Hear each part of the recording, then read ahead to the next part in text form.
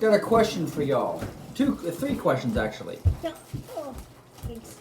How do you say fish in Spanish? Like the fish that you don't eat. The fish that you see swimming. I don't know. I'm not gonna make a joke. Okay, pez. P-E-Z. Pez. Says How do you say cat in Espanol? gato. The cat. How do you say cat in Spanish? Gato. Thank you, gato. So, how do you say catfish? Gato. Pez. No, pescato. Pesgato.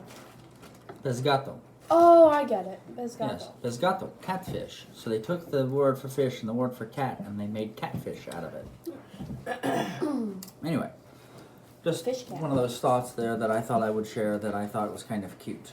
Fish cat. Oh yes, If they Samantha. switch it around, it wouldn't be. So gato is cat. Because the subject, the main point of the main purpose of it comes first. The fish 'Cause it that is a looks like a fish. fish that looks like a cat. It's not a type of In other words, The cat. catfisher. yes. Okay. Now, a fish or cat, I don't know. Fish Pescador cats are cat. dangerous. Yes. Gato de pescador. Fish or cat. Anyway, I don't know. That may or may not be true. Matthew chapter 14. It says here. We are still on the feeding of the 5,000 near the end. So after he looked up to heaven and said a blessing, he broke the loaves and gave them to the disciples. Matthew 14, the second half of verse 19. And the disciples gave them to the crowds.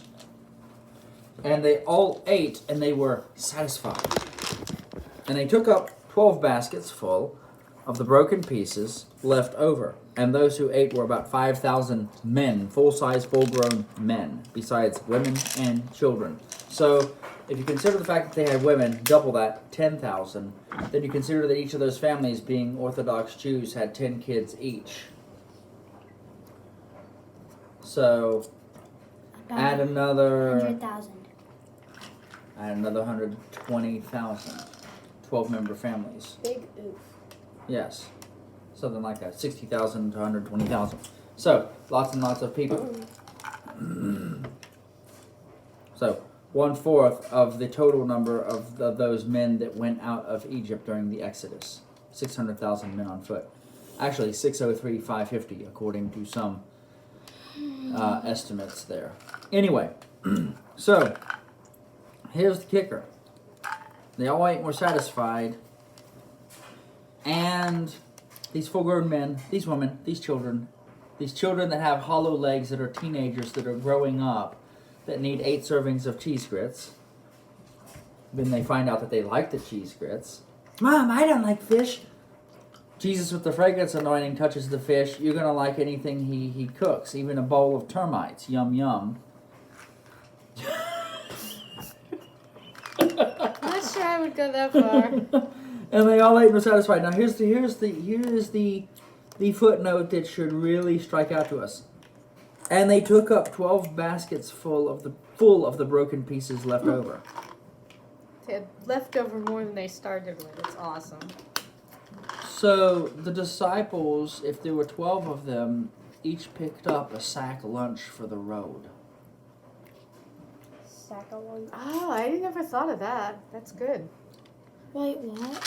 If there were 12 disciples, if the 12, the apostles, were passing all this stuff out, Peter, James, John, Thaddeus, James the Greater, James the Lesser, Simon, Didymus, the twin, Doubting Thomas, all of them were Judas there. Iscariot? Andrew, Judas Iscariot, who betrayed him.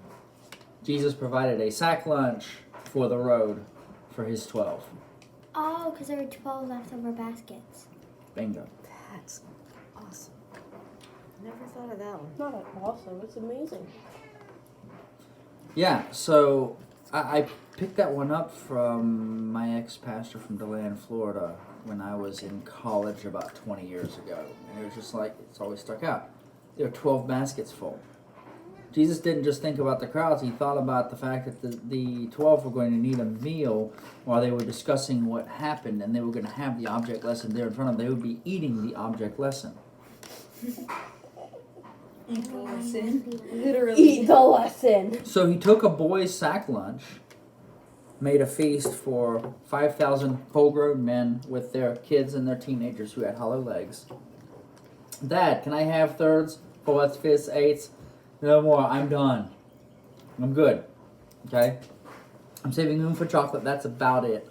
I'm done. Yeah. I wonder where I've heard that before. But eat. They ate and were satisfied. And then, after that, he thought about lunch for the road so that they could talk about it. It was a parable of the kingdom.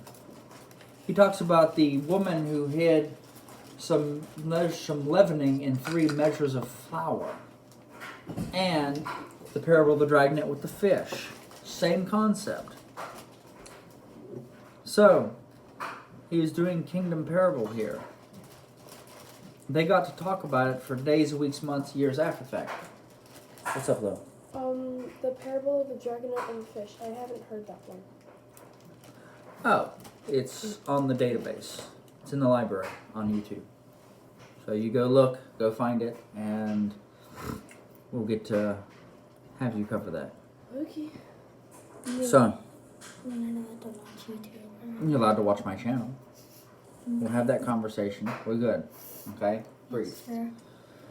So, we have this dynamic here that we need to cover the fact that Jesus not only accounts for the miracle that needs to take place so that everybody can be satisfied, but also for the needs beyond that. Superabundant provision. You know, the enemy comes but for to steal, kill, and destroy, John 10:10, but I have come that they might have life and have it to the full. Superabundant. Everything that you could possibly need. So, those are just some thoughts. Dear, would you like to add? No, I'm still reveling in what you shared, so thank you. Very good. So, from us here at the Gathering at Beersheba, we bless you this morning with joy and peace Yes. and a recognition of Father's superabundant provision and his desire to provide more and above all that you ask or imagine. And Yes. we bless you with his love. Talk to you later. Bye-bye.